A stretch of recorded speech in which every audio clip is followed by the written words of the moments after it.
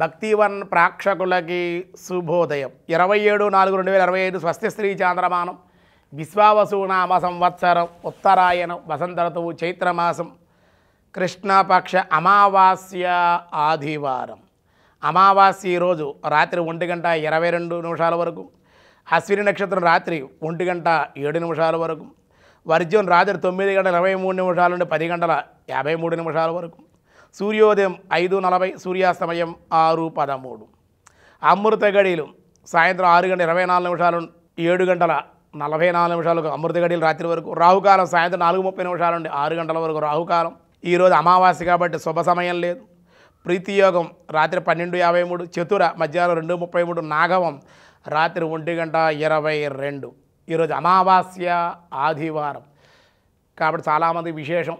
కాబట్టి అమావాస్య ఆదివారం సూర్యుని ఆరాధిస్తే అమా అనే కిరణం చంద్రుడిలో చంద్రుడిపై పడుతుంది, దాని భూమి మీద వర్షిస్తుంది. కాబట్టి పితృదేవతల ప్రీతికరమైన పితృదేవతల 12 గంటలకల్లా పితృతర్పణాలు, ఒక స్వయంపాకమైన మన చనిపోయినటువంటి వాళ్ళ పేరు మీదుగా అమావాస్యకి ఇస్తే వంశవృద్ధి, సంతాన వృద్ధి కలుగుతుంది, ఆరోగ్యాలు బాగుంటాయి, ధన సమృద్ధి కలుగుతుంది. అమావాస్య వచ్చి అది ఆదివారం అమావాస్య కదా, లేనిపోయిన పూజలు అవి చేసి భయంకరంగా ఉండకూడదు. అవన్నీ హైందవ సాంప్రదాయంలో చెల్లవన్నమాట.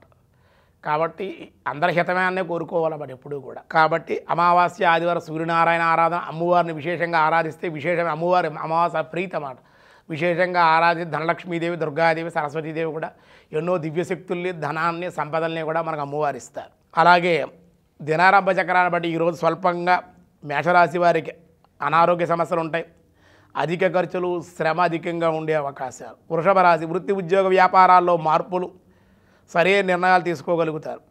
మిథున రాశి ఈరోజు సంతోషకరంగా వార్తలు వింటారు, పెద్దలను కలుసుకునే అవకాశం. కర్కాటక రాశి ధనవృద్ధి, లాభాలు, అన్ని రంగాల వారికి కూడా ఈరోజు అనుకూల విహారయాత్రలు చేసే అవకాశాలు ఉన్నాయి. సింహరాశి అధిక శ్రమ, అనారోగ్య సమస్యల వల్ల ఇబ్బందులు పడే అవకాశం ఉంది, పనులు వాయిదా.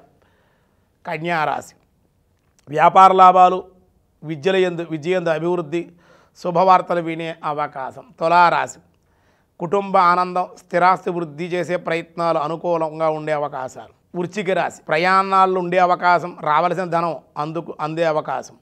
ధనస్సు రాశి భారీ పెట్టుబడులు పెట్టకుండా ఉండే మంచిది, కానీ లాభాలు అయితే బాగుండదు. చిరు వ్యాపారాలకు అయితే అధిక లాభాలు ఈరోజు ఉండే అవకాశం. మకర రాశి దైవ చింతన, దేవాలయ దర్శనాలు చేసే అవకాశం, కుటుంబానందం, శుభకార్య లాభాలు. కుంభరాశి ధనవృద్ధి, అనుకోని అతిథులు రాక లేదా శుభవార్తలు వినే అవకాశం. మీనరాశి శ్రమ, అనాంతర లాభాలు, ప్రయాణ సౌఖ్యం, ఖర్చులు కూడా అధికంగా ఉండే అవకాశం.